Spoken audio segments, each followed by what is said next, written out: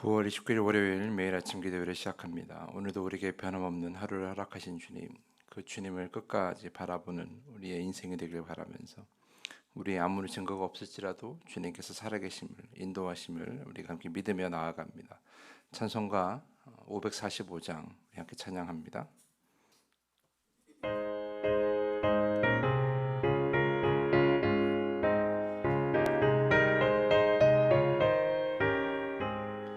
이 눈에 아무 증거 아니 배어도 믿음만을 가지고 선을 걸으며 이 귀에 아무 소리 아니 들려도 하나님의 약속이 서리라.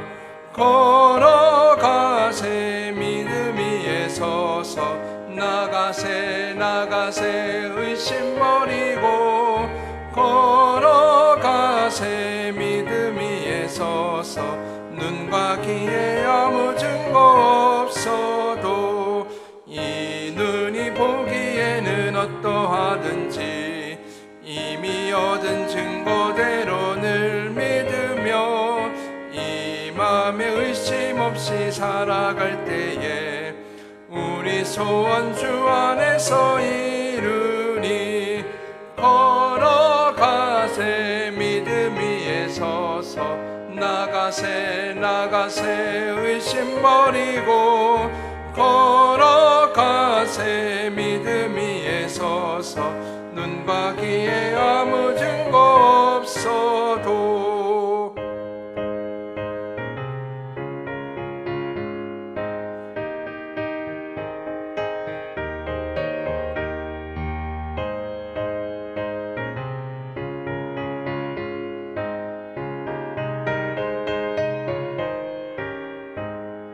주님의 거룩함을 두고 맹세한 주 하나님 아버지는 참 미쁘다. 그 귀한 모든 약속 믿는 자에게 능치 못할 무슨 일이 있을까. 걸어가세 믿음 위에 서서 나가세 의심 버리고 걸어가세 믿음 위에 서서 눈과 귀에 아무 증거 없어도. 아멘. 자, 이제 말씀을 묵상합니다. 오늘은 열왕기하 9장입니다. 우리 구약성경 열왕기하 9장을 다 함께 찾으시고 오늘 이 말씀 한 장을 여러분 삶에 더하면서 오늘 말씀 앞에 온전히 서는 여러분 모두가 되기를 간절히 축복합니다. 열왕기하 9장. 선지자 엘리사가 선지자의 제자 중 하나를 불러 이르되 너는 허리를 동이고 이 기름병을 손에 가지고 길르앗 라못으로 가라. 거기에 이르거든 님시의 손자 여호사밧의 아들 예후를 찾아 들어가서 그의 형제 중에서 일어나게 하고 그를 데리고 골방으로 들어가 기름병을 가지고 그의 머리에 부으며 이르기를 여호와의 말씀이 내가 네게 기름을 부어 이스라엘 왕으로 삼노라 하셨느니라 하고 곧 문을 열고 도망하되 지체하지 말지니라 하니 그 청년 곧 그 선지자의 청년이 길르앗 라못으로 가니라. 그가 이르러 보니 군대 장관들이 앉아 있는지라. 소년이 이르되 장관이여 내가 당신에게 할 말이 있나이다. 예후가 이르되 우리 모든 사람 중에 누구에게 하려느냐 하니 이르되 장관이여 당신에게니이다 하는지라. 예후가 일어나 집으로 들어가니 청년이 그의 머리에 기름을 부으며 그에게 이르되 이스라엘 하나님 여호와의 말씀이 내가 네게 기름을 부어 여호와의 백성 곧 이스라엘의 왕으로 삼노니 너는 내 주 아합의 집을 치라. 내가 나의 종 곧 선지자들의 피와 여호와의 종들의 피를 이세벨에게 갚아주리라. 아합의 온 집이 멸망하리니 이스라엘 중에 매인자나 노인자나 아합에게 속한 모든 남자는 내가 다 멸절하되 아합의 집을 느밧의 아들 여로보암의 집과 같게 하며 또 아히야의 아들 바하사의 집과 같게 할지라. 이스라엘 지방에서 개들이 이세벨을 먹으리니 그를 장사할 사람이 없으리라 하셨느니라 하고 곧 문을 열고 도망하니라. 예후가 나와서 그의 주인의 신복들에게 이르니 한 사람이 그에게 묻되 평안하냐. 그 미친 자가 무슨 까닭으로 그대에게 왔더냐? 대답하되 그대들이 그 사람과 그가 말한 것을 알리라 하더라. 무리가 이르되 당치 아니한 말이라. 청하건대 그대는 우리에게 이르라 하니 대답하되 그가 이리이리 내게 말하여 이르기를 여호와의 말씀이 내가 내게 기름을 부어 이스라엘 왕으로 삼는다 하셨다 하더라 하는지라. 무리가 각각 자기의 옷을 급히 가져다가 섬돌 위 곧 예후의 밑에 깔고 나팔을 불며 이르되 예후는 왕이라 하니라. 이에 님시의 손자 여호사밧의 아들 예후가 요람을 배반하였으니 곧 요람이 온 이스라엘과 더불어 아람의 왕 하사엘과 맞서서 길르앗 라못을 지키다가 아람의 왕 하사엘과 더불어 싸울 때에 아람 사람에게 부상한 것을 치료하려 하여 이스라엘로 돌아왔던 때라.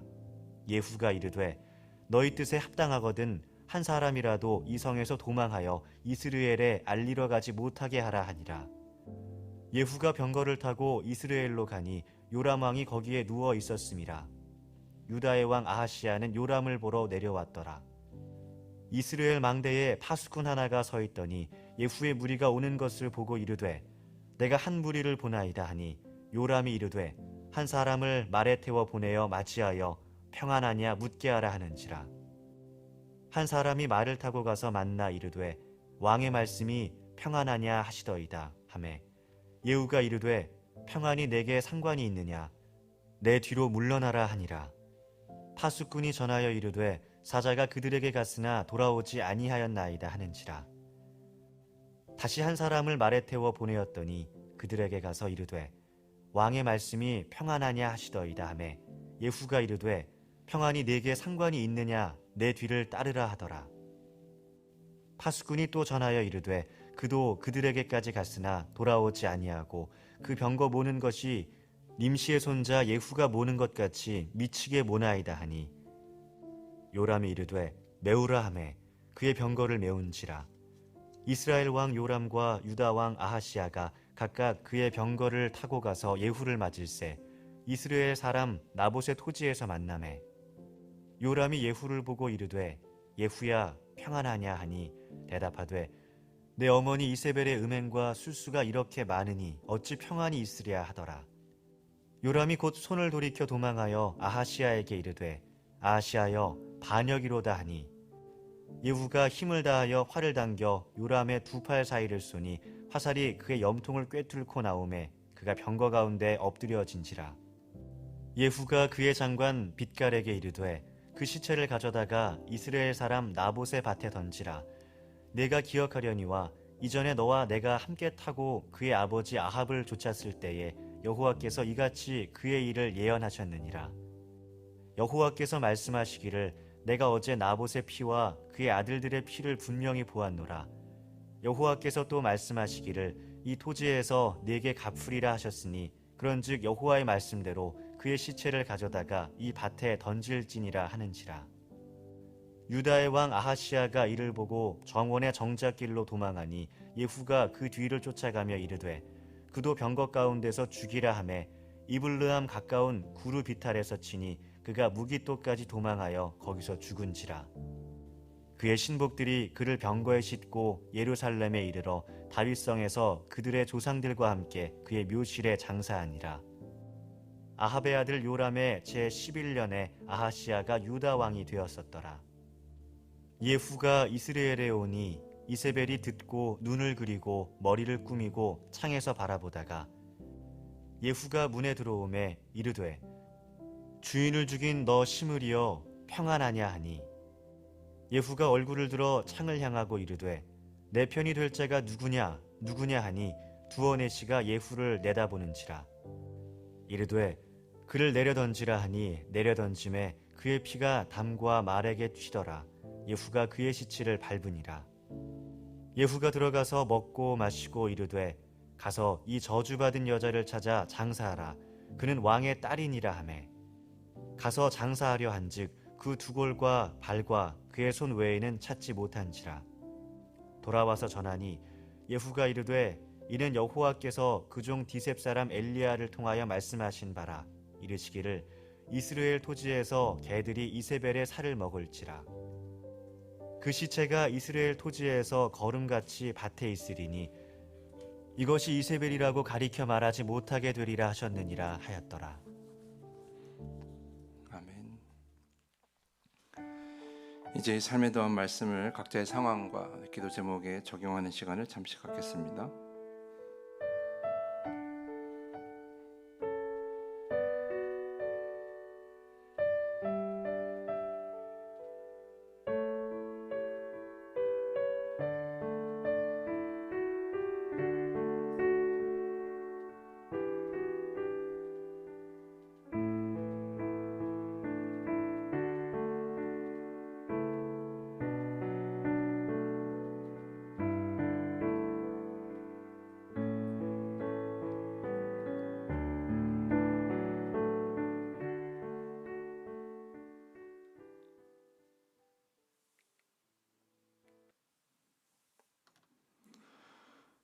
이제 말씀을 전합니다. 먼저 이 말씀 앞에서 성도님들을 우리 주님의 이름으로 축복합니다. 제가 축복할 때 여러분 믿음을 가지고 아멘으로 응답하시기 바랍니다. 평안하십시오. 성령 충만하십시오. 이 말씀과 기도를 통하여서 온전한 분별력을 가지고 끝까지 주님을 바라보는 인생이 되기를 간절히 축복합니다.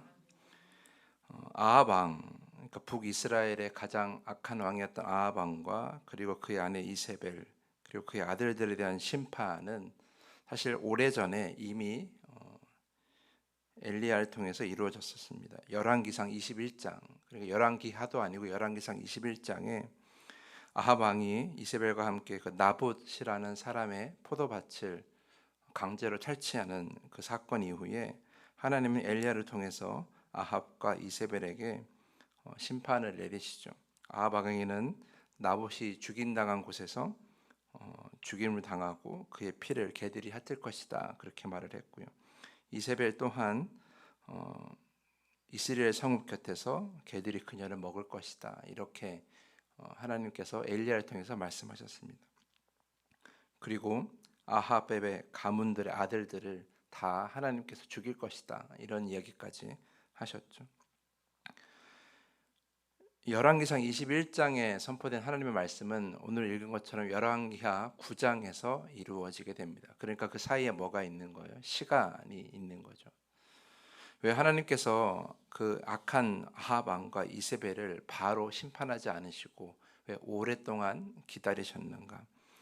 차라리 그때 아합 왕과 이세벨을 하나님이 심판하여 죽였다면, 그들의 죄악을 보고 심판하셨다면 차라리 그 뒤에 후손들이 그것을 보고 조금이나마 뉘우칠 수 있지 않았을까? 그런 생각을 해봤어요. 그런데 왜 하나님은 오랜 시간 왜 기다리셨을까? 그 이유가 두 가지가 있는데요. 첫 번째는 그들의 죄악이 너무 컸기 때문이에요.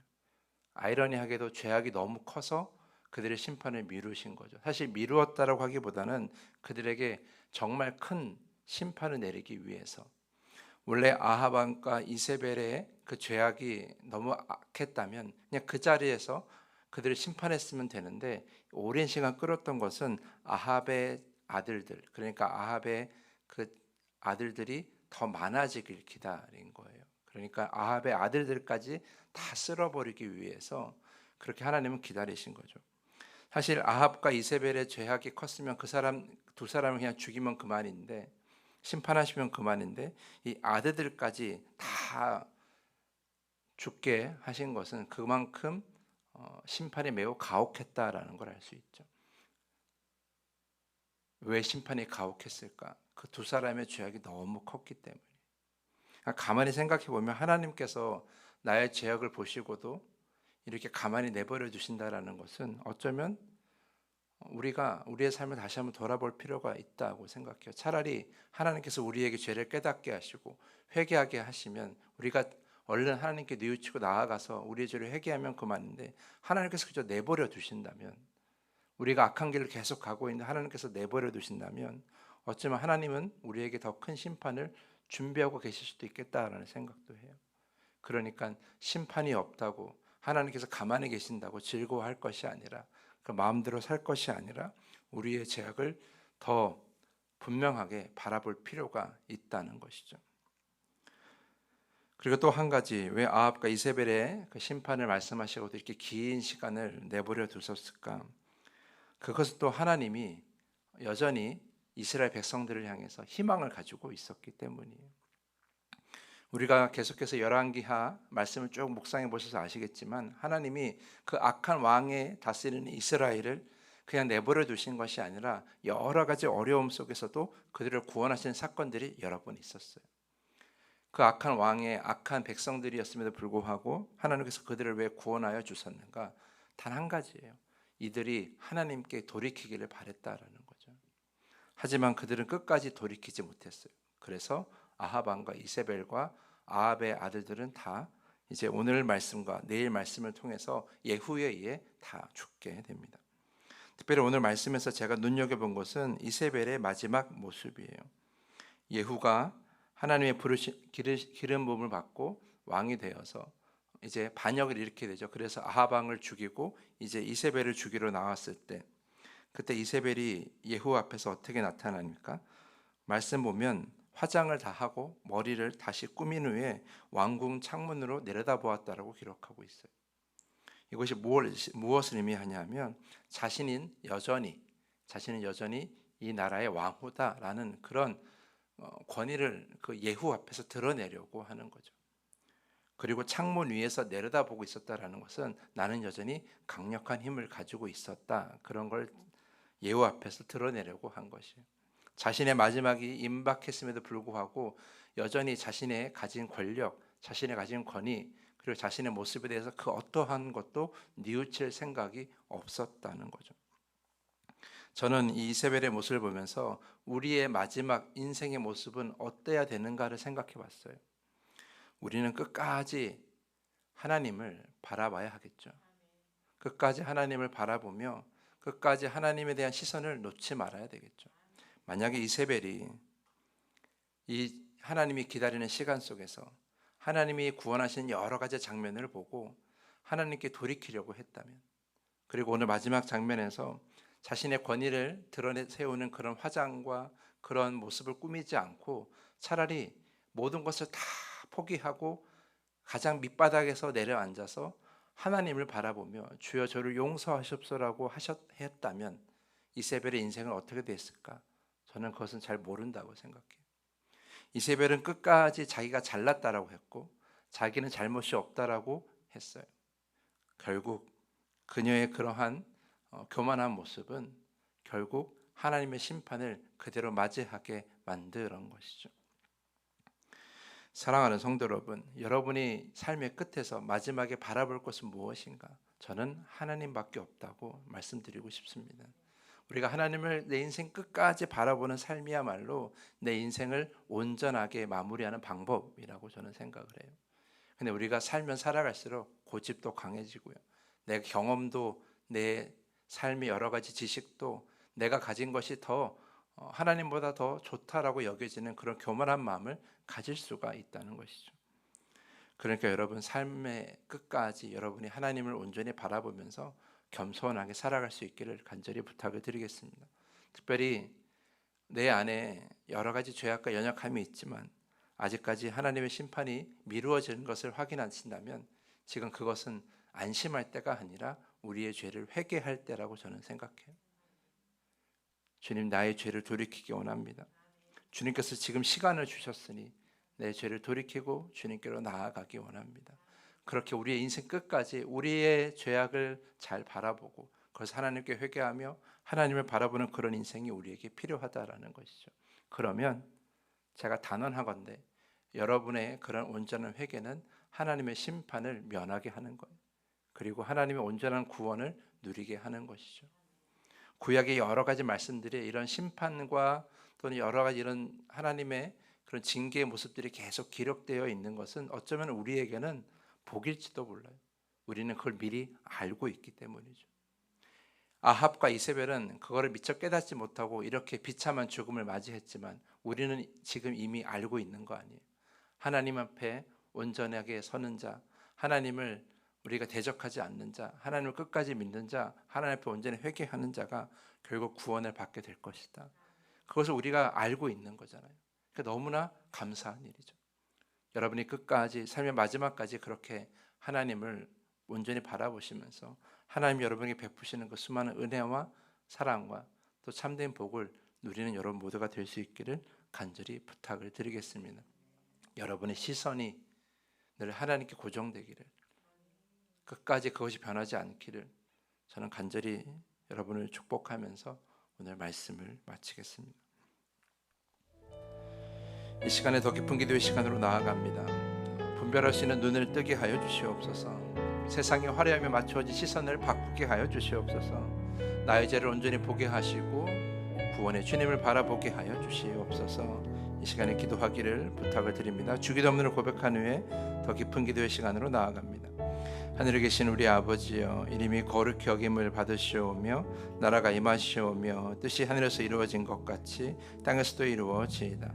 오늘 우리에게 일용할 양식을 주시옵고 우리가 우리에게 죄 지은 자를 사하여 준 것 같이 우리 죄를 사하여 주시옵고 우리를 시험에 들게 하지 마시옵고 다만 악에서 구하시옵소서. 나라와 권세와 영광이 아버지께 영원히 있사옵나이다. 아멘.